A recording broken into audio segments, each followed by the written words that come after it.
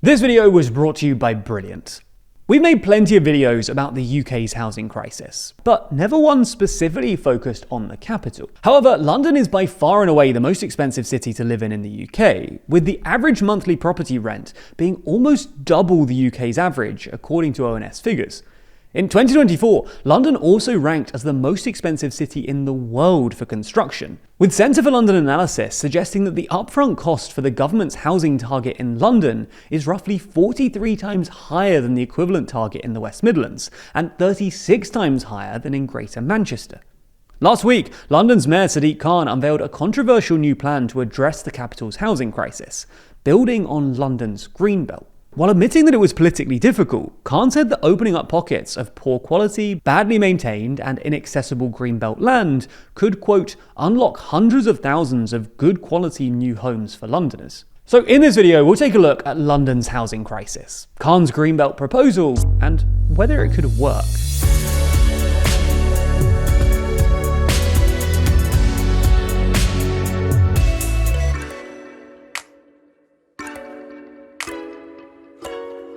Never miss a major news story by listening to the Daily Briefing, TLDR's daily rundown of everything you need to know. Listen along in your favourite podcast app or by clicking the link in the description. Over the past few decades, London's population growth has consistently outpaced the growth of housing supply, which is one of the main causes of its housing crisis. After dropping steadily in the post-war decades, London's population began climbing from the 1980s due to a combination of factors, including its booming financial services industry, a trend towards urban living, a rise in international immigration, and more graduates moving to the capital, with all of these factors contributing to the population growing from 6.8 million people to around 9.3 million today. However, due to limited space, planning restrictions, and building regulations, construction hasn't been able to keep pace with population growth. This widening gap between supply and demand has caused property prices to surge. While the whole of the UK has seen house prices rise at a faster rate than salaries since around 2010, this has been the most pronounced in London, where the median house price is around 12 times the median salary. Similarly, rental prices have skyrocketed. Since 2015, the average London renter has spent between 40 to 60% of their monthly income on rent, according to ONS data, while rent as a percentage of income for other regions has generally stayed at around 20%, rarely surpassing 35%. This means that workers are often priced out of inner London, impacting key services like nursing and teaching, while people saving up for a deposit or mortgage spend a lot longer doing so in London than they would elsewhere in the country. Finally, the cost of construction itself is also a major issue. According to the Centre of London, the upfront cost of building 88,000 new homes a year, which is the Labour government's annual construction target for London, is roughly 43 times higher than the equivalent target in the West Midlands, and 36 times higher than in Greater Manchester. In fact, the number of homes needed in the London borough of Wandsworth alone will cost 4 times more than it would cost to deliver the entire West Midlands' housing target. And to give an international comparison, according to a report by the Dutch engineering firm Arcadis, London overtook Geneva in 2024 to become the most expensive city for construction in the world. And the reason that construction costs are so much higher in London are manifold. Increased sustainability and safety regulations, especially for high-rise buildings, are met with a shortage of specialist skills, such as chartered fire engineers and mechanical, electrical and plumbing engineers. While labour costs also tend to be higher in the capital too, due to, ironically, the higher costs of living in the city. London's density also creates additional costs around logistics and preparation, as lots of properties are built in restricted or narrow plots in densely populated areas. All of these costs, of course, filter downstream to renters. The average monthly rent for a private property in London was £2,243 in March, according to ONS figures, almost double the UK average of £1,332. As such, people living in the capital have turned to a range of alternatives, from renting houseboats to being live-in guardians. Many young people with relatives in London also choose to live in their spare room for years in order to save money. But for most people, these aren't long-term options, nor are they a suitable substitute for the security provided by bricks and mortar.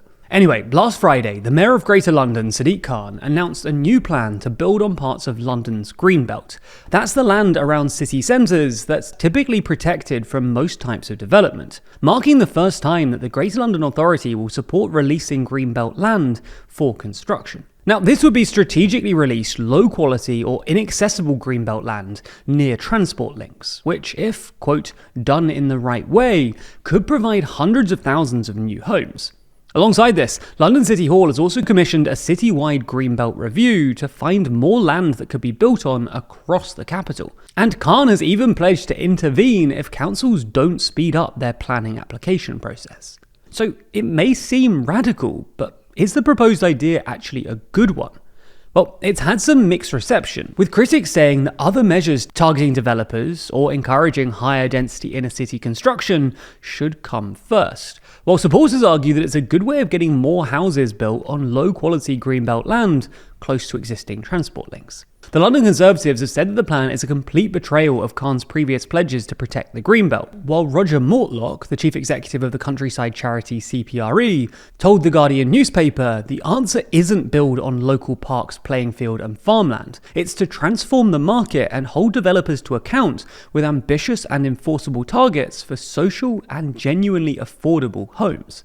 This latter argument is a persuasive one too. According to Alice Roberts of the CPRE, between 2013 and 2023, London's population grew by 6%. The number of homes grew by 11%, and yet house prices still rose by 68%, and private rents by nearly 65%. This suggests that simply building more houses won't bring down costs on its own, unless accompanied by reforms, targeting rental prices like a rent cap, property developers through higher taxes, or landlords through a tax on multiple properties. However, the plan does have the support of the Labour government, with the UK's Deputy Prime Minister and Housing Secretary Angela Rayner saying that it rises to the challenge to tackle London's housing crisis. In March, the government actually acknowledged that it will likely miss its target of building 1.5 million homes by 2029-2030, after the Centre for Cities think tank estimated in December that the shortage would be at least 388,000 homes. So they're likely to support any new plans that will get more homes built. Finally, Khan himself has admitted that the plan is politically difficult, especially given his previous claim of being the greenest mayor London has ever had, but argues that bold solutions are required to improve opportunities for the next generation of Londoners. But ultimately, while freeing up more low-quality Greenbelt land may help get more homes built, ensuring that these homes are affordable will probably require bolder actions still. If you're engaged with complex topics like these, it's probably fair to say that you're at least somewhat interested in improving yourself through interesting, engaging online learning. If so, you'll be interested in this week's sponsor, Brilliant. Brilliant is a learning app designed to help you understand topics from the ground up, on everything from maths to science to AI. Each lesson is filled with hands-on problem solving that lets you actually play with concepts, a method that's proven to be 6 times more effective than just watching lecture videos. To add to this, their app is designed to help you learn wherever you are, with fun, hands-on lessons that you can do whenever you have the time. So instead of mindlessly scrolling on social media, you can get smarter in a few minutes each day. For instance, Brilliant's newly updated science course helps you make sense of our universe at entry level, from the mechanics of simple machines all the way up to black holes. The course helps you better understand the world we live in by explaining the physical principles that drive modern technology, while helping you develop your scientific intuition through visual, interactive problem solving. To try Brilliant for free, visit brilliant.org/TLDR, scan the QR code on screen, or click the link in the description. By doing so, you'll get 20% off an annual premium subscription, and they'll know that you came from us, which really helps us out.